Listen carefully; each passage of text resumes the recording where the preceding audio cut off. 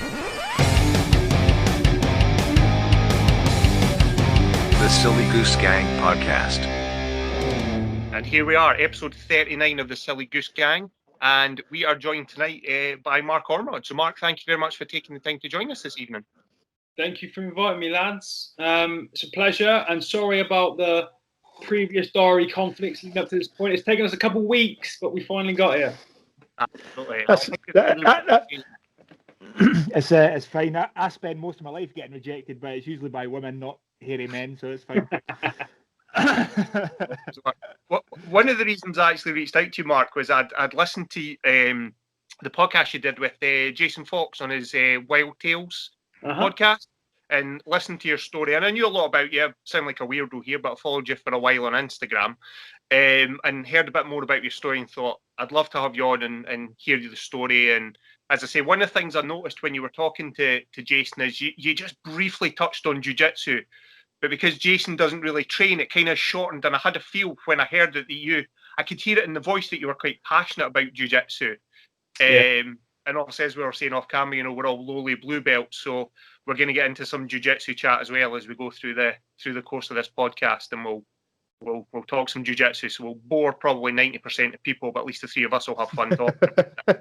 Did you pick up on the trepidation in Fox's voice when I invited him down to row? I did. Big tough guy, big SAS who dares win. To say, come down for a row.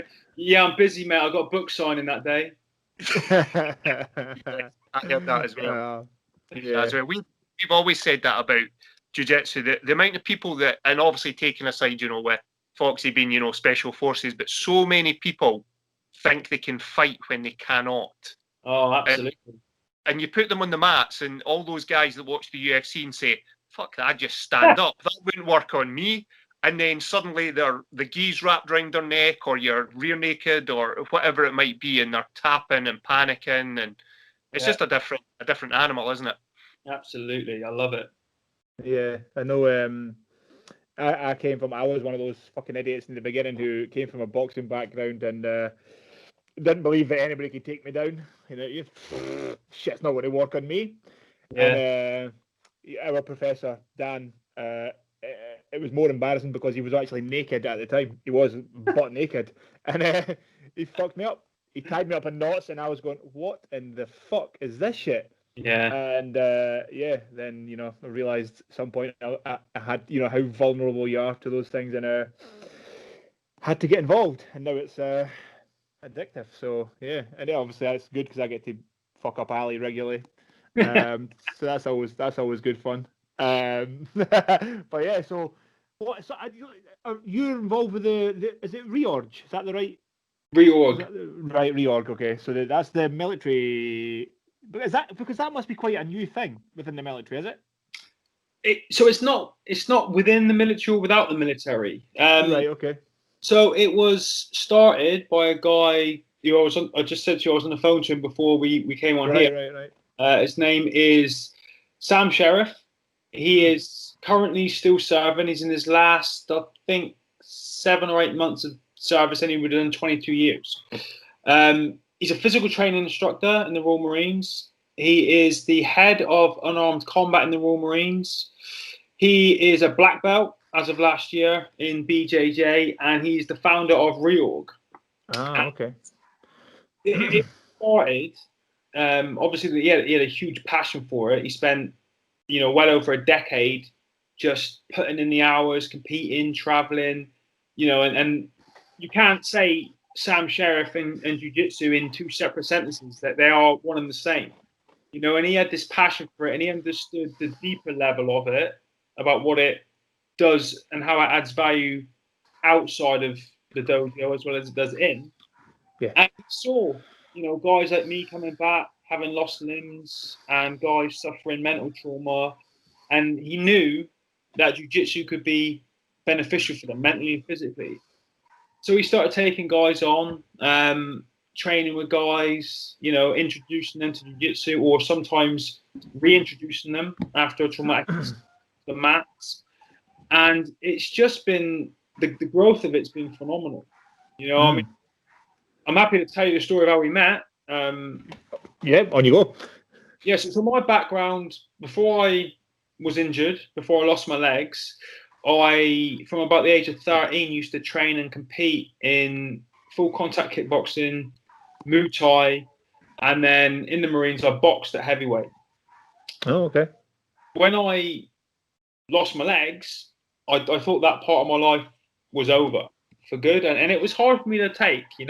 I knew I could still lift weights or do cardio and work out because that was important to me. But martial arts had been in my life since I was about 12 years old. And during my recovery and my rehab, I had several people approach me from different disciplines. I think it was karate and taekwondo and potentially one other. And they all told me that I could still train, I could potentially compete, and I could work my way up to black belt. Now, I dabbled in all of these as a teenager or as a young kid, as you do. You go from one to the other trying to figure out what works. And I just knew that they couldn't do that. I knew I don't have legs, so I can't kick. I've only got one hand, so I can't do the punching. I can't do I know in karate they do the kata, the kind of, I don't want to disrespect it, say the dancey side of thing, but you know what I mean? That kind of stuff. And I knew I couldn't do that. So I kind of just brushed it off. And then one day I was on camp. I was in the sergeant's mess at Royal Marines headquarters down here in Plymouth. And Sam approached me, introduced himself, and said, would I like to come and train jiu-jitsu? Now, initially, I just thought, here we go, here comes another one. It's going to promise me you can do this and you can do that, and it's going to be a washout. Because when I was a kid, one of the martial arts I dabbled in was jiu-jitsu, but I didn't know there was a difference between traditional Japanese jiu-jitsu and Brazilian jiu-jitsu. Yeah. So I thought back to when I used to run and jump over people and roll and break fall and shoulder throw people. And I just thought, it's another guy who promised me he can do this, and he's not going to be able to deliver. But he's a Royal Marine, he's a physical training instructor. I'm going to go down and see what it's about. And I went down there, and that first session, when I realised this is ground fighting, I don't have to stand. And he showed me that, this is an arm bar, Mark. This is what you do here. Now let's figure out how you can do it. And I can adapt anything. Obviously, there are some things I can't do, but 80% of what he was showing me on that first day, I could adapt to suit me, rolling with one arm. And I came out of it, and I'll be honest, I was fucked. My head, I felt like I was going to throw up because my body wasn't used to rolling around backwards and forwards and upside down, and I thought I was going to yap everywhere, and I felt like shit. But I was like, straight away, like, there's something here. I can build on this. With this guy training me, I can build on this. And that was it. From then on, I was like, right, I'm going to learn this, and I am going to take myself on merit, not on sympathy, from a white to a black belt. And I'm going to work my ass off, and I'm going to show people, that I can do this based on hard work, discipline, and mat time. And that's the journey that I'm on now. That's I guess that would be, as a lifelong martial artist, you don't want a belt on pay. You want to get the belt because you're fucking good. Yes. That's a cool thing to hear, because there's as you've just said, there's a few martial arts where you can get a black belt within several years, and you go, this is fucking bullshit. There's none of that in jiu-jitsu. You're not getting a black belt in 3 years. It's just not. I don't want to. No, I think, and as well as, so our professor wouldn't give me a blue belt until I competed at white belt. As it turned out, somebody broke my ribs. I couldn't compete, and he ended up having to give me it because I was, way better than white belts. But even he was like, I want you to compete. I'm not just going to give you a belt. I want you to prove yourself. And because he's a bit of an asshole and he wants me to make me do these things, but he wouldn't give it to me personally. He's like, no, I want you to prove yourself. So and that, like, as you say, I don't like getting anything easy. So it's cool to hear you say that as well. You really want to earn it. So that's cool. One thing I just wanted to pull you back on is, you said you boxed at heavyweight. So I had sparred. I think I've got the medal over there. I sparred the army team, because the army team used to come up to Scotland before the combined services, And 1 year I was in the Scotland setup, so I went to spar. So I sparred with, I boxed at heavyweight as well. So I sparred with Alex Mansfield, and then I didn't spar with, but Frank Isenretti? No, I'm not a boxing fan. I just did it because I get time off work. Well, those guys they were so nice. I was speaking to all the big guys. There was a few 81s to super heavyweights, and they were all super cool. And they were just saying, like, we never get deployed. We just train like professional fighters, and we get to do shit like this and go and do things. I'm like, that sounds awesome. I was too old, but yeah, it sounded like I just didn't know if you knew any of those guys, but no, it's cool that you did that as well. These, because the Royal Marines are so small, that this happens to us in all our sports. So in boxing, we basically got told, lads, you've got 5 weeks, and then you're competing. Whereas those boys, they wear a tracksuit their whole career. It's like every year we have an Army Navy rugby game. Yeah. Play rugby in the Army, that's all you do. In the Marines, they come together about 4 weeks before. They're all shit-faced and are like, right, we better start training. And because we got jobs, we ditch the tracksuit after and go back into uniform. Yeah. But, different animals, right? Yeah. Yeah. Talking about with the blue belt, about competing. So my mentality was, I don't want to get a blue belt until I've competed at least once. And obviously it's more difficult for me because I'm not in it to be like, I don't want to compete against able-bodied people like I'm some bloke with a chip on his shoulder who's got something to prove. I compete against other disabled athletes, on the same level as me, triple amputees, double amputees, whatever it is, and full on go for it. And my whole plan was to get that one competition under my belt as a 4-stripe white belt before I got promoted.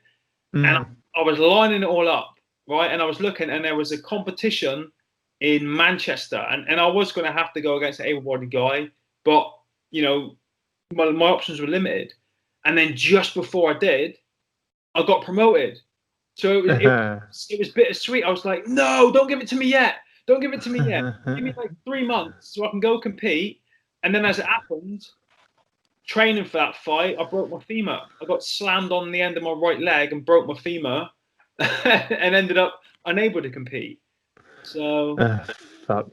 Yeah. But yeah, that's cool. It's, is there many other guys? Is there many other amputees training? Like, I can't, it's hard enough to get matchups, like I'm 100 kilos just now at a blue belt. So white belts, there seems to be loads of competitions, and then once you start to get up belts, there seems to be less and less. But I assume the pool is going to be way smaller for amputees. Yeah, and we started looking out in Abu Dhabi, and I think it's every April they have a para jiu-jitsu tournament out there. Oh, okay. So that's potentially what we're going to look at. Problem being, and I know before we went on air, you said we're going to talk about the Invictus Games. So one of the issues that I've found with that, the same as with the Invictus Games and any other kind of para sports, is I have a high level of disability. So you imagine, you've got people that do jiu-jitsu and they want to compete. Then you've got disabled people that do it when they compete. Then you've got triple amputees that do it that want to compete. And the pool's getting smaller and smaller and smaller. And there's nobody out there. Do you know? Yeah, it makes sense. Yeah, that makes sense. But, I think it'd be cool if, through reorg, if they could sort something out within the UK, like if there's a way to do it.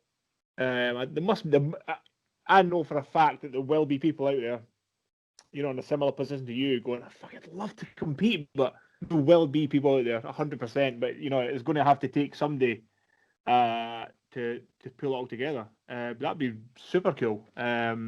Whether they could do something like that through reorg and reach out to every jiu-jitsu club. I'm sure there's something that could be sorted out, but that'd be pretty awesome. Because like you say, it'd be cool. I guess I don't know if I don't know how I would feel competing. If there's a competition, it's like, oh, this guy's an amputee.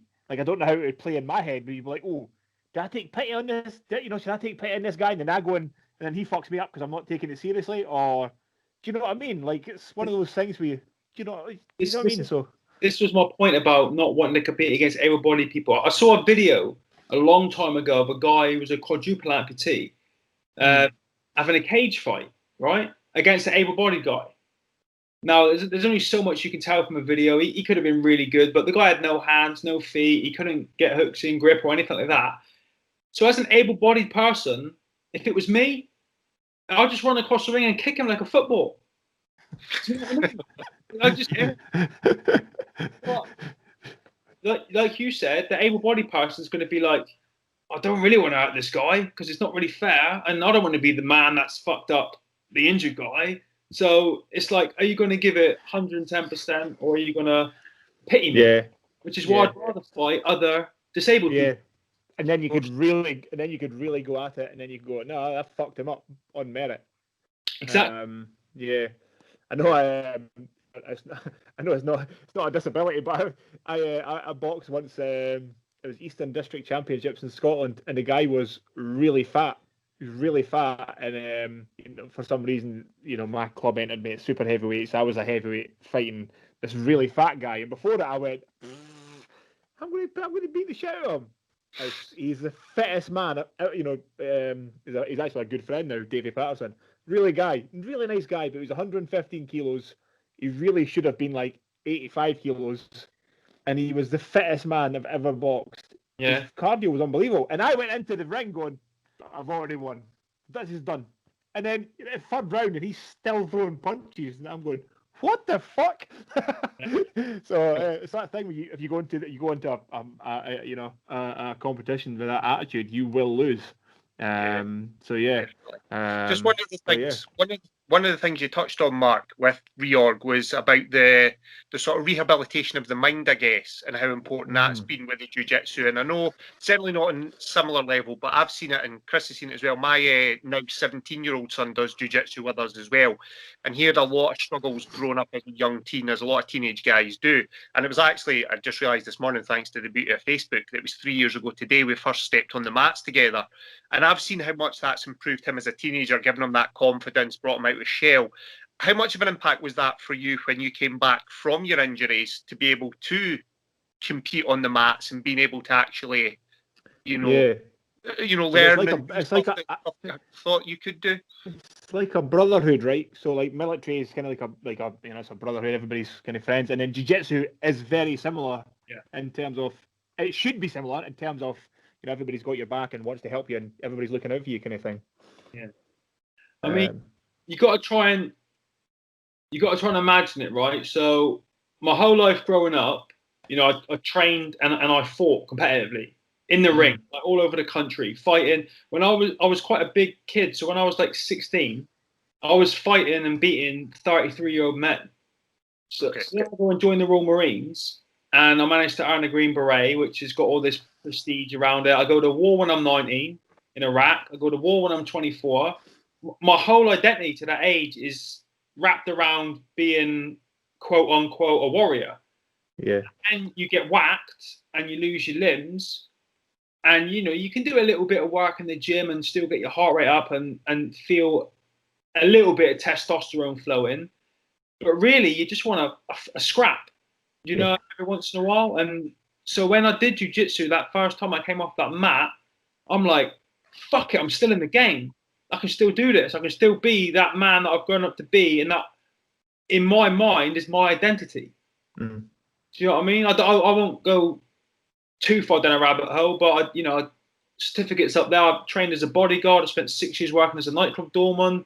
That was all what I was about. You know what I mean? Just trying to better myself all the time in those disciplines. And when you think it's taken away from you, it's hard.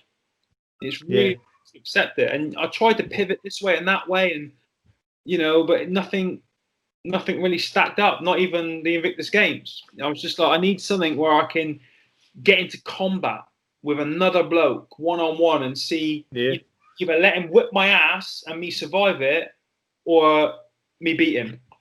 Yeah, that makes complete sense. I mean, I know a lot of guys who come from amateur boxing, and once he's gets to the stage where somebody they're just done, they just can't do it anymore. you know, it's just they're done. And it's, you see people even at that level, you know, nothing wrong with them. They just finished in terms of boxing, and they kind of go down a bad way. They put weight on, start drinking, and you fuck.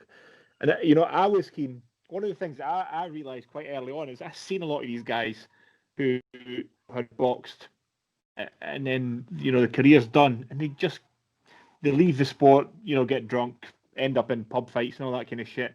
And I never wanted to be one of those guys. So I always did some, you know, marathons, triathlons, whatever. But then I essentially fell into jiu-jitsu. So I never had that kind of lull. Like you're saying, I like competition. I like fucking fight. I like, you know, like a fight. So I was lucky. But you see guys who just fall out of a sport, and then it's like they don't. Their entire, like as you say, their entire identity has been a fighter. And then once you take the fighter away from them, they just go, "What the Yeah, what am I?" So it must be, you know, that times fucking 1,000 for you. You know, coming out, you know, with your, you know, you call it incident, whatever you want to call it in the army. But yeah, so it must be, you know, a lot harder mentally when you think that's gone. Yeah. To find the, you know, the jiu-jitsu thing is really cool. Yeah, it's such a cool sport. But so like the Invictus Games, how does that how, like, at what point does Invictus Games happen for you? Like in terms of, you know, did it happen at the same time as jiu-jitsu, and like when did that come in?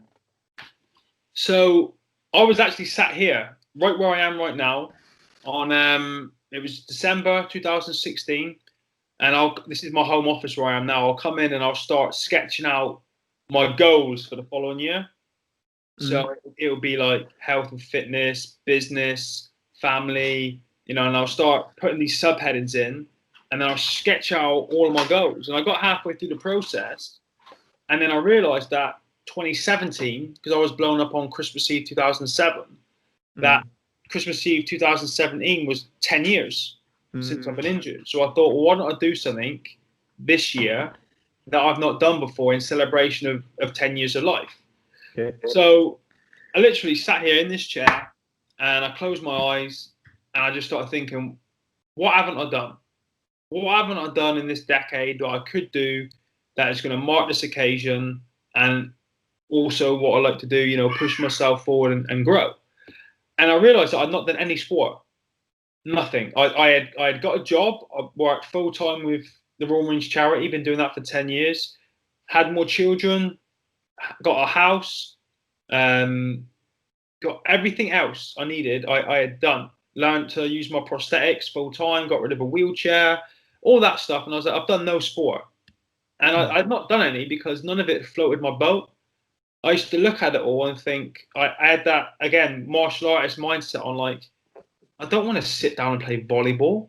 That's not what, you know, warriors do. Yeah. You know what I mean? It's all just a bit there.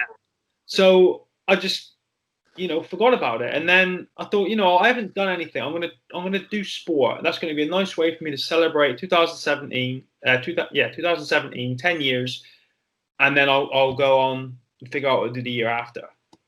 Now the Invictus Games was 2 years old at that point, and I had seen my friends and colleagues competing, winning medals, you know, which is great. But what got me more was that when all the cameras had gone and, you know, the smoke and dust and everything had settled, I saw how much they'd improved in their personal life and their confidence and motivation and all that kind of stuff. So I was like, right, I'll have a go at that. You know, and I knew it was, you know, it's not Paralympic level, but I knew it was high level. It was more than, you know, county or national or whatever. So I thought I'll give that a shot, you know, not even expecting to make the team, because I was in none of those circles, none of those cliques, never done a single thing before, but I applied for it and I was fortunate enough to get through, went to the trials, just gave it everything that I had at the trials. And then you've got to wait a couple of weeks while they go through, I think it was 700 applications for 72 places. And was lucky enough to make the team the first year round. So then I kind of sat down and thought, I better really do some training, because I only wanted to do it once. My whole thing was, I'm going to turn up there, I'm going to go like a maniac, I'm going to come back with a suitcase full of gold medals, drop the mic, and then walk out. That's what I thought. When I actually started training, you know, I realised that it was actually really difficult. Yeah. I thought all I had to do was turn up, be super fit, apply brute force and ignorance, and just crash people, and then walk away. And then I realised actually these guys are pretty high level as adaptive athletes. Do you think, Mark? Sorry to interrupt you. Do you think these guys? Do you think they all try harder than like me and Ali would do because they want to prove people fucking wrong? Some do. Do you think it means so much? Some of them do. Some of them, I think, have the similar mindset of me, where it's more of a personal growth thing. You set yourself a challenge, and you're like, I am going to do that. That's for me, and that's why when I did it, I set myself the goal of coming back with all gold medals. I was like, that's my goal. That's my personal thing, and that's what I'm going to do. And so, you know, just next door in my garage, I would be in there at 5 o'clock, at least 3 mornings every week, doing cardio on the hand bike or the rowing machine. Then I'd work all day because I work for, like I said, the Royal Marines charity. Then I would do strength and conditioning in the evening, and then on the weekends we had to travel all over the country: Manchester, Leeds, Liverpool, Bristol, Bath, and we'd go to like rowing camp, swimming camp, hand cycling camp. So it was a big commitment, especially, you know, with 3 kids and a wife at home, a full-time job and all that. But I just thought, right, I'm going to do this, experience it, tick that box, get those medals, job done. And just threw myself into it. You know, it didn't work out how I had hoped the first time round, for various different reasons. But that's why I went back a second time. I came home and I was restless, and I just couldn't stomach the thought of not having the gold medals. Just, are you guys going to show the video of this as well? Yes. Yeah. Okay, so I'll just quickly show you this if I can. Yeah. I don't know if you guys can see that. Yep. Oh, look at that. Nice. Fuck yes. That's awesome. I like that. When I came back, I had my friend make that for me, and he put my 2 silver medals in it, and he put my 2 bronze medals in it, but the 2 top slots he left empty. And so I put that on the wall next door in front of my hand bike and my rower, and every morning the second year I would just stare at those empty slots and just hammer myself and think there's no way that I'm coming back without filling those slots. You know, the rest of them, there's 1, 2, 3, there's 5 more up there. I couldn't fit them in the frame. All right, fucking calm down, fuck's sake. There's a whole bunch sat on top of the filing cabinet, but you know, that was a really good visual aid for me when I was, you know, because it's hard getting up at 5 in the morning when it's freezing fucking cold in the garage to try and motivate yourself to do like a 40-minute hit session before work. You know, I'm walking around on my ass everywhere. You know, my balls are dragging on the floor. It's freezing cold. I don't want to do this. But then you look at that and you see those gaps in the frame, and you're like, I can't go another year without filling them. So that makes it sense. was a real good visual motivator for me. So I did. I have something similar, Mark, where I didn't go to the Invictus Games, but so I failed last year. I signed up for the Keltman Triathlon, which is one of the hardest iron distance triathlons on the planet. It's fucking brutal, and I failed. So I was supposed to do it this year. It got cancelled, so I'm doing it next year. But I've left my number. You know, you get a little sticker to put on your bike with your race number and the Keltman thing, and I left it on the crossbar. So every time I get on that bike, I have to look at that and go, I didn't fucking finish that, and it infuriates me. Infuriates me because, you know, you could have done better. As you're saying, it's horrible to get up in the morning. It's pissing down rain. It's dark. Maybe I could have went an extra mile, but that will do. So I left that on there. So every time I got on that bike, I have to look at that and go, I fucking failed. And it drives you insane. So yeah, kind of similar kind of idea. But so the 2016, did you feel that you had left some, like, did you feel like you hadn't trained as hard as you could have done, or you didn't put 100% into everything, or what was what was the the thing that kind of got you the most? You mean why I didn't get the gold medals? Yeah. Was it just not quite good enough? What was the situation? Or did the competition level surprise you? Maybe did you Yes. think, Commando, I've had the green beret, we can smash it, no bother, no one's fitter than Commandos?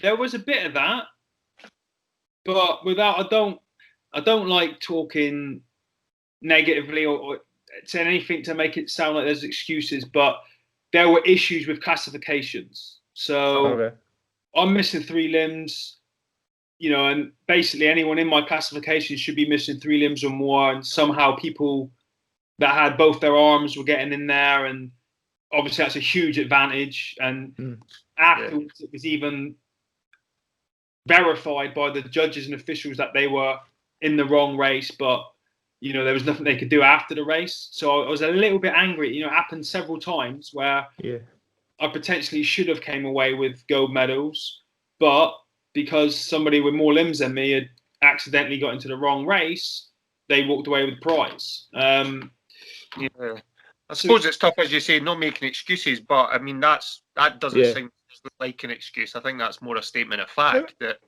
Is there like a, obviously I know there's like like circulation things and that with losing limbs, but is there like a percentage where like each limb you lose, is there a percentage that your performance would drop, kind of thing? Like, so somebody's got, so you're saying guys with 2 arms are competing against you, is there like, does that make it like 10% harder for you, or however, is there like a way that you could kind of quantify that as like in terms of your performance versus their performance, how much more difficult it was for you than somebody in your category with more limbs? I mean, I don't know what the actual statistics are, but I'll give you an example. So I'm missing both my legs above the knee. For me to do anything, to stand still, to walk around, do anything, takes me between 300 and 500% more energy than it would take you. Okay. So I don't know what the actual statistics are, but the thing about like disability sports is, and this is an example where it'd be completely fair, is if say you've got 2 blokes that are rowing, right? And they're both triple amputees. Now I'm missing both my legs above the knee and my right arm above the elbow. Now I could row 100% legally and legitimately against another triple amputee who's missing both his legs below the knee and his arm below the elbow. So he could put his prosthetic legs on. He's got 2 knees to drive with and 2 elbows. So he's got 4 points of contact and 4 points of power against my 1 elbow and a shoulder. Right, that makes sense. 100 times easier for him rowing. Yeah. And it is. So little things like basically every joint you lose makes it harder. Yeah, that's kind of what I was meaning. Yeah, that makes sense. Yeah, it's like a completely unfair advantage that they have over you. Yeah, that's legitimate. That's legal. And no problems with that. But if you've got a guy who's got 2 full-on arms, and everyone in the race above him has got 2 full-on arms, then that's where he should be.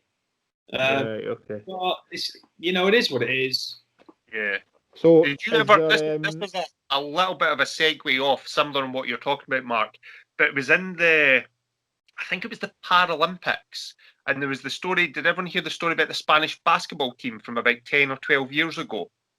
Because there was a category in the Paralympics where it was for people that had like essentially mental disabilities, but it was done on the basis of passing a test. So you had to pass a test, and if your IQ was below a certain level, you qualified at this grade of lower mental disability.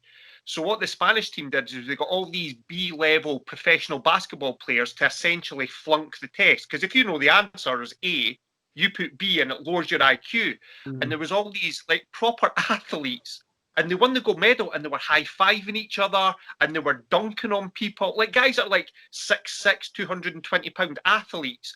But because they'd failed in inverted commas the IQ test, they qualified for that classification against teams that had put legitimate, disabled people in. And you saw them; they were dunking on them, they're high-fiving each other, they're standing there with the gold medals round their neck, crying. And when it all came out afterwards, I thought, you guys must have been there knowing that you had fucking faked your way to that medal. Obviously, nothing similar to the situation you were, but just ridiculous level. I was just thinking that when you were saying about the classifications, that it must be difficult to work it out, and that's obviously an extreme example, but I suppose that's how far it could go potentially. Yeah, no, you're right. These are the reasons why when people say to me, would you ever do the Paralympics? I'm like, absolutely not. I'm not going to dedicate however many years of my life to training 3 times a day, 6 days a week, to potentially turn up there on the day and have somebody with 2 knees and 2 elbows race with me, because I've got zero chance of winning. Unless they're like have a heart attack halfway through a row, I've got no chance of winning. They could basically go to sleep halfway through the race and still beat me. So that's just because I'm at the far end of the spectrum, though, I think. Yeah. How much harder is it for you to recover, Mark? Like after you're saying you're doing your raw sprints are horrible. I know that personally. But you're talking about doing the S&C stuff. Is it more difficult for an amputee to recover as well? I would assume. I don't know. So I took the holistic approach, with nutrition, rest, and everything. Yeah. Baths, ice bath, whatever I needed to do, I did to recover as quickly as possible. Almost all the time. Yeah. I just know if it took me longer or what. Yeah.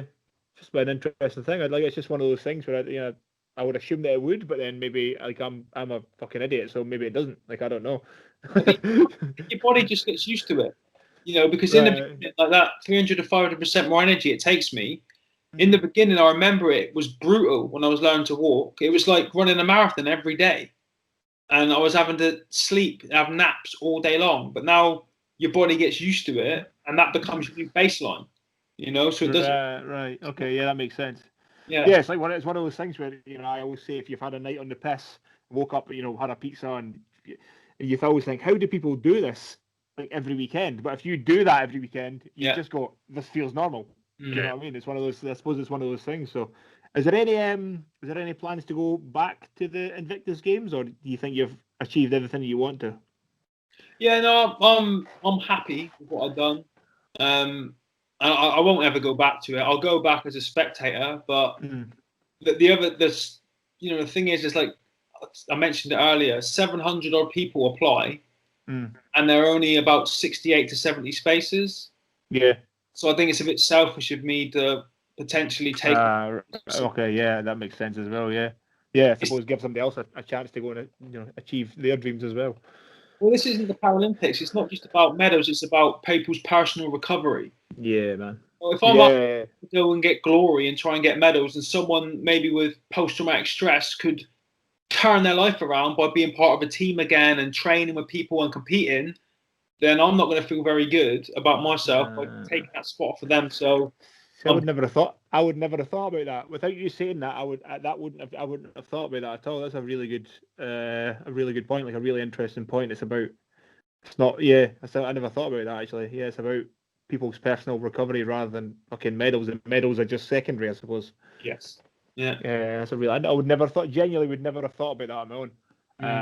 Yeah, that's a good point. So you think would you go and like help people, mentor people, like a coaching, on the coaching side of things for that, or I did do. I was on the ambassador program last year for this year's game. So this year they were supposed to be in The Hague, but obviously it's been cancelled. So I spent a week up in Leeds with the guys at the trials. I mentored people over the phone and stuff for last year. But unfortunately, it got cancelled. And I was looking forward to going, and being in that environment again, but with no pressure, where I can have a beer and just relax. And do you think, Mark, that you can somehow get jiu-jitsu in there? I asked them. Oh, did you? Yeah, I did. Yeah. I mean, if there's enough need for it, I don't see why they couldn't. That'd be a cool avenue for it. That'd be a real cool way to have it. Yeah, that'd be a cool place to put that. Gives guys some competition. That'd be really cool. Yeah. Yeah, that's maybe something. Would that reignite the competitive bug then, Mark? If they put jiu-jitsu into the Invictus Games, would you enter that as a single event? Potentially. You see the smile there creeping up your face as I asked the question. I know. It's a long old process, you know, like I said, and I think I've got everything I can from the games, so I think it'd be a bit selfish, but I'd definitely be there cheering lads on and training with them. Yeah, I think that's that'd be a really cool little project for you if you could use your influence to try and get jiu-jitsu in there somehow. That would be fucking pretty cool for a lot of people, and it gives everybody something to aim for. Amputee jiu-jitsu guys, that'd be pretty cool. So yeah, what now I was doing some. I was saying to Ali before we spoke to you. I was doing some. I've been crazy busy today, so I was looking up some stuff about you, doing my notes earlier on. Is there a film getting made about your life? Is that right? Yeah. Is there? We just signed the contracts actually in lockdown. Oh, okay. Nice. So that's all going ahead, but it's based on. Oh look, I just happen to have a copy. My first book, Man Down. And I'm 3/4 of the way through finishing the second one now, so it's going to be an amalgamation of the two. And I've got a great team behind me. Professionals in the industry that are doing all the behind the scenes stuff. And if I can get everything that's in here out onto here, then it's going to be epic. Yeah. Now here's sorry, Alan, I was just going to say here's a cool kind of segue. Do you find like the being creative in jiu-jitsu helps being creative in like the making of a film? Because I'm assuming obviously you've said you have to adapt things for jiu-jitsu. One of the things that I love about jiu-jitsu is kind of creating things and mentally going, if I do this or that. So does that help you in the creative process of being involved in the film? I don't know yet because we haven't actually been on set because of COVID. Okay. But I think what will help me is that I'm a massive movie nerd. I was born in the 80s, raised in the 90s, Stallone, Schwarzenegger, Van Damme, Seagull, them lot. And I just love films, and I know what parts of all the films I've watched over the years make them good films. Yeah. So, Are you? I suppose the question then, talking about 80s movies, Mark, are you going to have a training montage? You surely have to have a training montage. You have to have, right? Exactly. No, you're right. Do you what we discussed the other day? That there's loads of really cool little things that I'd love to have in this movie. And one thing someone suggested the other day, which I'd never even considered, was having, like, they call it the score. So like the training montage, the soundtrack and everything, recorded by the Royal Marines Band. That's cool. Because they're the dog's bollocks. They're the best in the world. And I just think that's so cool to have there, a training montage, right, with all the fucking orchestra and everything, ramping up, with the Royal Marines Band. Yeah, man, that's cool. I like that. I love that. I genuinely just got goosebumps thinking about that. Yeah, man, that's cool. I like it. Well, I suppose as well, Mark, you can be actually the first person that I've ever asked this pub question to that would legitimately be able to give a real answer. So who would you want to play you in a movie of your life? So I can't say who. No, but let's go in the fantasy world if we have to. I don't really know. Who would you say? To play yourself or to play myself. I mean, obviously somebody devilishly handsome with good sense of humour. Obviously, I don't know who that is. What about the thing? So John Krasinski that plays Jack Ryan in the most recent Jack Ryan series that was on Amazon Prime? That's a good one. I don't know who that is. John Krasinski. John Krasinski, his name is. He was Jim in the American Office. Yeah. Is he American though? Yeah, well, he is, yeah, because obviously you have to be American. No, this is one of the things. It's Great Britain. The whole cast is homegrown. Okay, I'll have a think about that then. I went to Hollywood there. I went Hollywood. Would there be? So would you have? Well, you have to have how would you do? Like, how will the movie be run? Will it be pre and post accident? Will you have to have different people? Do you know what I mean? To play you, how will it? Like, how will you play it? How will you work it?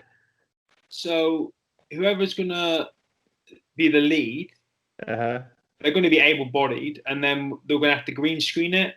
Right. Okay. Right. A movie with Jake Gyllenhaal in called Stronger. Yes. I think I have. Yeah. It's based on, he basically plays the guy that was stood next to the terrorist at the Boston Marathon bombings. Okay. So they had to green screen Jake Gyllenhaal's legs off. Right.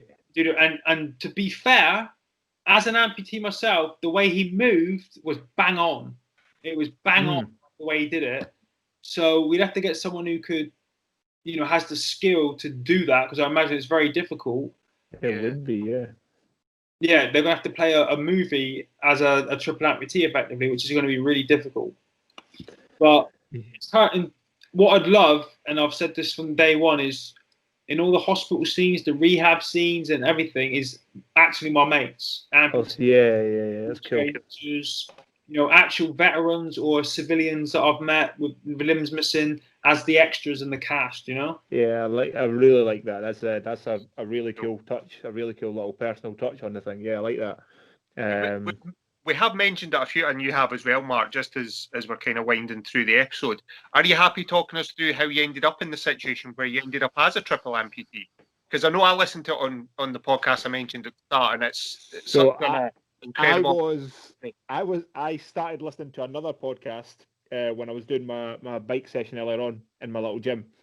I can't remember what it was called, but it was you talking about the same thing, and I got to a part about you putting your boot with your foot in it, with the nerve still attached. I was going, whilst I was on my bike, and it's one of those things where you're on the bike going, this is terrible, and then you go, I'm such a fucking bitch.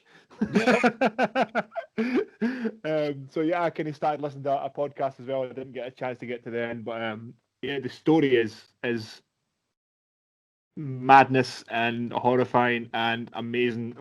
At the same time, it's a a really unbelievable story. So, I mean, do you remember much about it? Yeah, I remember it all. Do you remember the whole thing? Yeah, it's one of those things where you don't know if somebody's going to be like not remember anything or be completely conscious, and it's a bizarre, Yeah. So what you want to talk us through that and make us amazed? So, I guess I'll give you the not the shortest version, but the shorter version of it. Okay. I was halfway through a tour in Afghanistan, down in Helmand province, working out of a place called Forward Operating Base Robinson.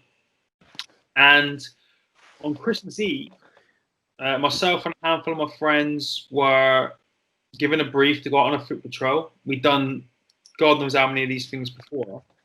And it was just really so when you go out on these patrols, generally you've got a mission. It's like there's an enemy over there, go disrupt them. There's a weapons cache there, go blow it up or confiscate it. There's a village over there, go help them build a school, give them security, that kind of stuff. Well, this was just literally leave the rear entrance of our camp in two sections. One go north, one go south. Patrol around the perimeter, meet back at the front entrance of the camp, and then finish up. So it was just an easy thing because we go out every day or every other day. We didn't really have anything to do. It was Christmas Eve. We had the helo coming in with all the Christmas cards and all that kind of stuff on. So it was just to get out, keep our boots on the ground and come back in and take a couple of days off for Christmas. So we all formed up by the rear entrance of the camp. We're in two sections, like I said, 8 men in each section. They opened the back gate. I went north, was second in command of that section. The other guys went south, and we went out and we patrolled for around about 5 hours, 5.5 hours, something like that. Now, we're now at the front entrance of camp, ready to finish things down, really easy, really basic, no cause for concern, no enemy in sight, none of that stuff. And my section up on the high feature. Now, just beneath us was Forward Operating Base Robinson, so we could see down onto that. And then beneath that was the other group of guys that we left with earlier in the day. So because we were up on the high ground, we could see everything around us, you know, in case the enemy came in on foot to attack. And obviously, if we did get in a fight, it's a lot easier going down a hill than it is going up. So we got tasked with giving them what we call overwatch, which basically means take up fire positions, observe them, protect them if anything happens. Then when they get back into the camp, they'll get behind the perimeter wall. They'll give us overwatch. We'll come down off the high feature, back in the camp, job done. Very easy, very basic, very low level stuff.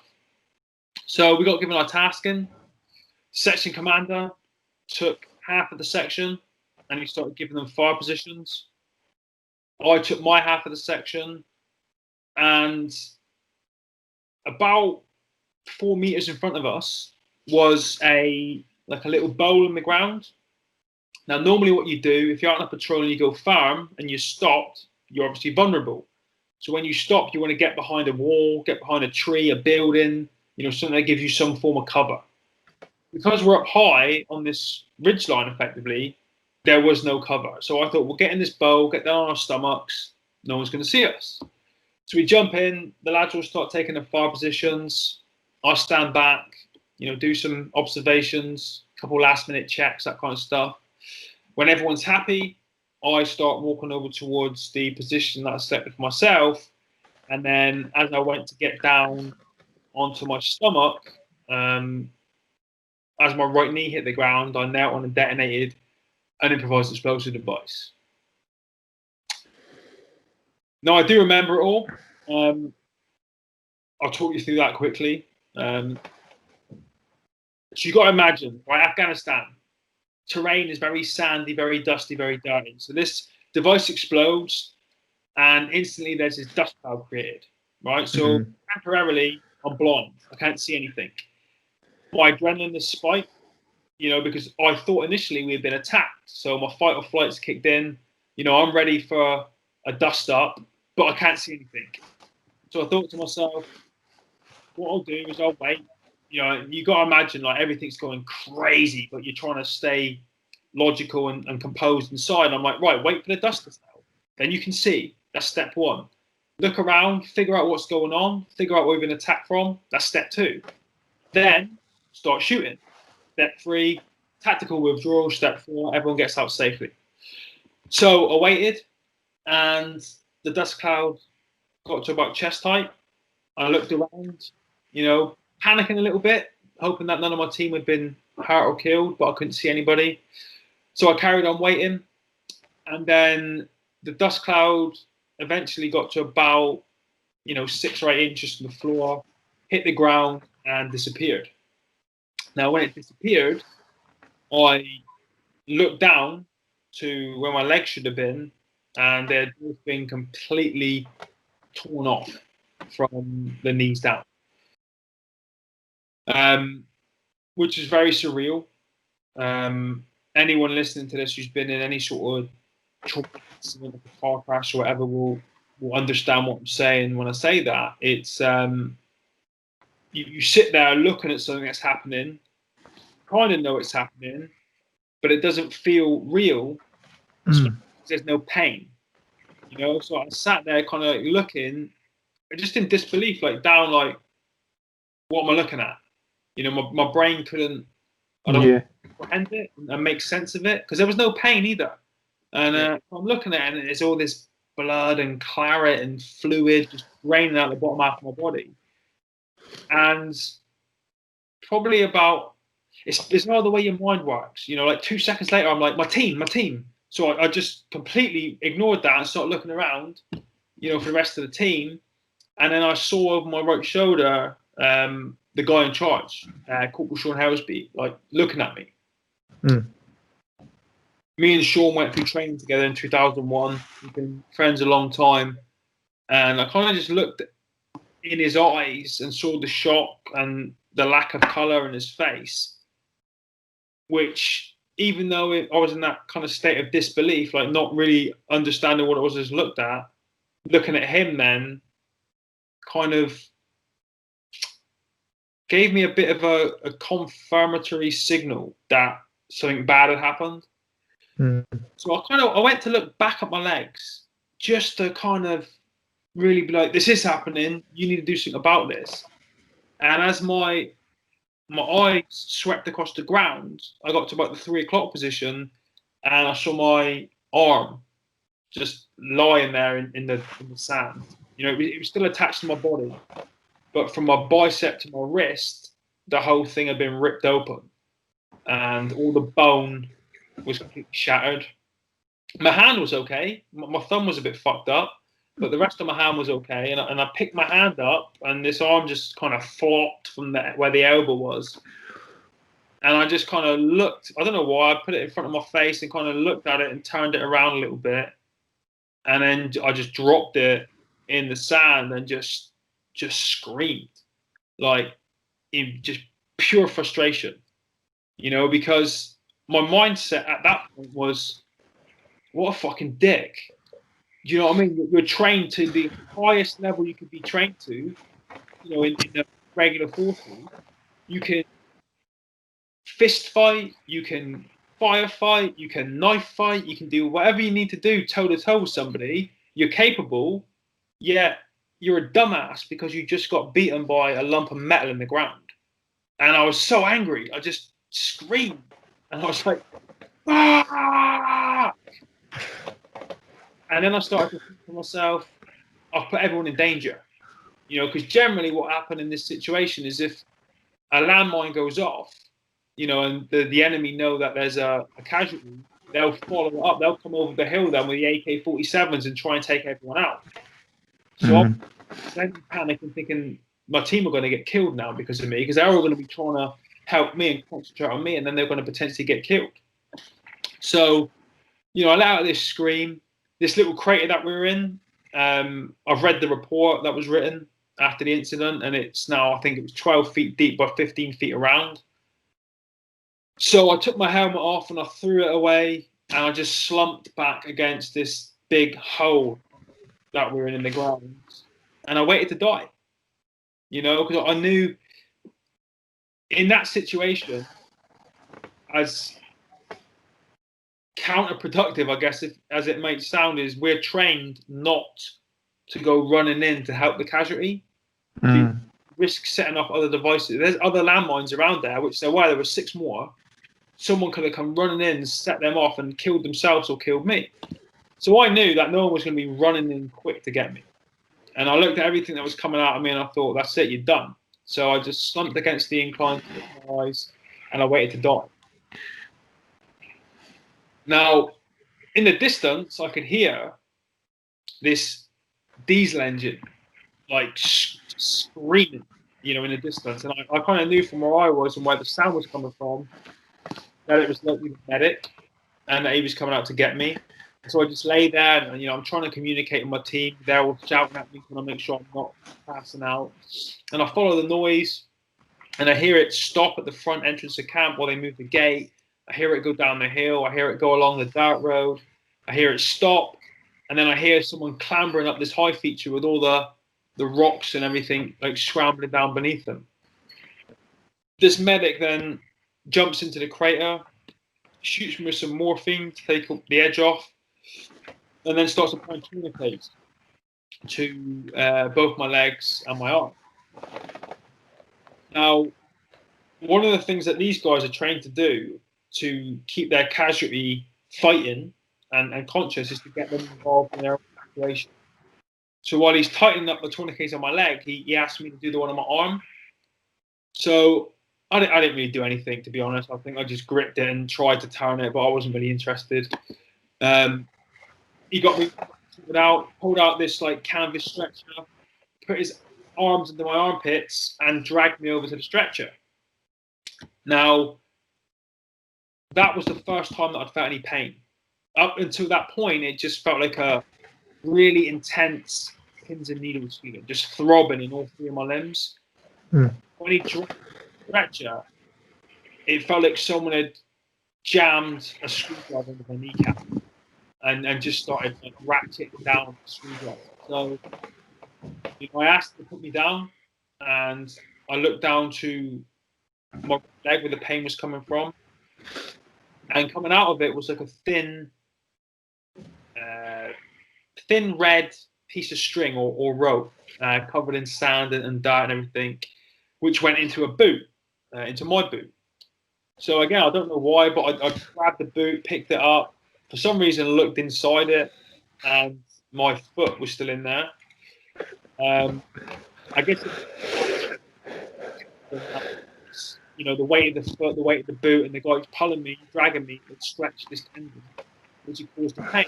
So he put it on my stomach. Somehow evacuated me out of there. I don't know how he did that. I had my eyes shut. Put me on the back of a vehicle that was waiting to evacuate me, and this vehicle starts burning along the road, right? And these are not tarmac roads in Afghan. They're just potholes, And we start climbing up the incline to go back to the camp. And as the driver's getting quite aggressive with it because the terrain is so shit, he nailed the accelerator, banked over hard one way, and the medic fell out the back. Right, and it's not my tits are morphine at this point, so I thought it was funny until I went out after him. Now, as the bottom, so like my tailbone hit the tailgate of the vehicle, the guy driving just turned around, reached out, grabbed whatever he could grab to hold me in, and he ended up grabbing my femur bone.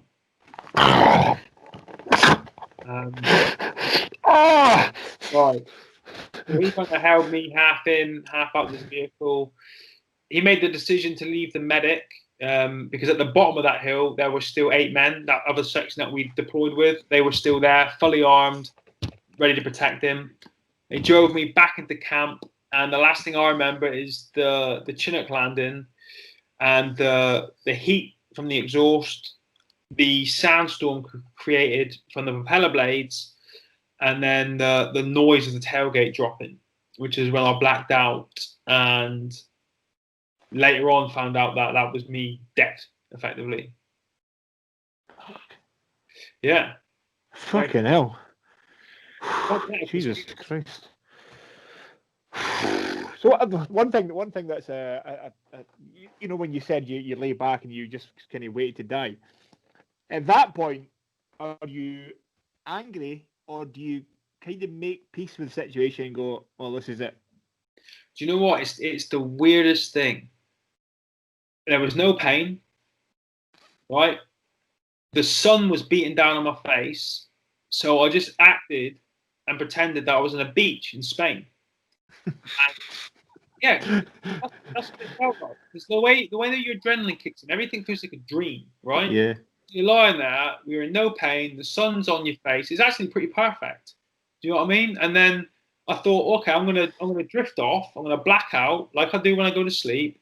The only difference is this time I'm not gonna wake up. And I started thinking, I'm actually, like you said, I'm at peace with this because I'm gonna die doing something honourable. I'm gonna die representing my country. I'm gonna die representing the good guys. I'll come back. I'll get a hero's burial. And then when my daughter grows up, she can be proud that I wasn't a waster and I died doing something worthwhile. So I was at peace with it until all the medics came in and dragged me out of that place and did their thing and saved me and brought me back to life. Fuck, man, that's I don't even know what you say to that. Like, I don't even know how to respond. You know what I mean? It's one of those things where you go, man, that's insane. That's no, it's any sort of like bright light, but it was certainly peaceful. Yeah. Yeah, I suppose, yeah. And I wasn't scared.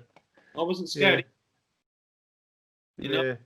I wasn't worried. Man, that's crazy. It's well, I would like to thank you for your service. I'm extremely happy that we have men like you in this country. I did ask Gareth Timmins when he was on the Royal Marine. I said, who's better, our guys or the Americans? And he went, our guys are way better. So I was happy to hear that. I'd heard that from friends who are, RAF guys and stuff. They said, our guys are way better. They just have more kit. So yeah, I'm extremely happy for, I had an uncle who was, I couldn't even tell you, he was an army guy, and a cousin who was bomb disposal. He's out now. But yeah, so some military family. So It's always proper military. My granddad was 28 years in the Royal Marines from the Second World War, left as a WO2 colour sergeant. Yeah. And I went down to Livingston when I was 18 and my knees fell apart and never quite made it all the way through. But yeah, it's hearing stories like that, man, that's intense. Yeah, it is. So thank you very much for your service, Mark.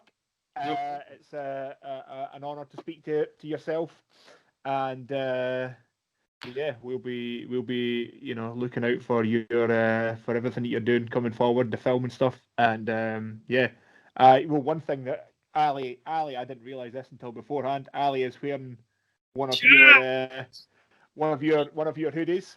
So I am.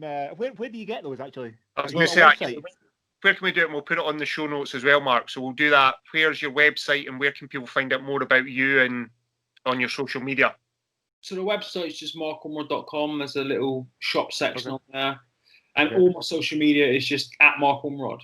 So on your website, do you sell your books on there? The Man Down book? Do you sell those? Cool. I'll grab I'll grab a t-shirt and grab your book as well. And actually, where did the books come from? Did they come from? Do you have a factory? Could you sign one for me? Would that something that you could do? They're all signed. I signed them all and dropped them off to my mate. Oh, you've all signed them. Fuck yes. Yeah. Okay. Well, I'll get one of those, and I'll get one of your t-shirts or hoodies or something, or both or whatever. And I didn't realise that you had some merch, so I always like to buy UK military merch. I always buy what's the name of the coffee company? Contact. Yeah, that's the one. Yeah, that's it. Yeah, so I buy their coffee and stuff. So I like to support UK military stuff. So I'll go and grab some of that stuff. And like I say, you also have the best hashtag sticker when the hoodie came through. Your hashtag no limbits. Oh yeah, no limbits. That made me laugh no end. That's good. Absolutely tremendous. It was supposed to be. The B is supposed to be silent on it, so it's supposed to be a play on words that says no. It's no limits, but the B. Yeah. Some people understand it, others don't. Yeah. That's a bit weird. No, I loved it. I loved it was no limits and also no limbits. Yeah, it played genius, and I can, as I say, just for the camera, no limit hoodie. They're tremendous. Awesome. They're quality merchandise. Thank you. Awesome. Well, we've just done about 70 minutes there, Mark, so we've taken up more than your time. So we really appreciate you taking the time. As I say, we'll add in your social media and your website onto our show notes, try and get some bodies sent your way. But Mark Ormrod, thank you very much for your time this evening. Thank you, lads. Appreciate it. Okay, thanks. Episode 39, done and dusted.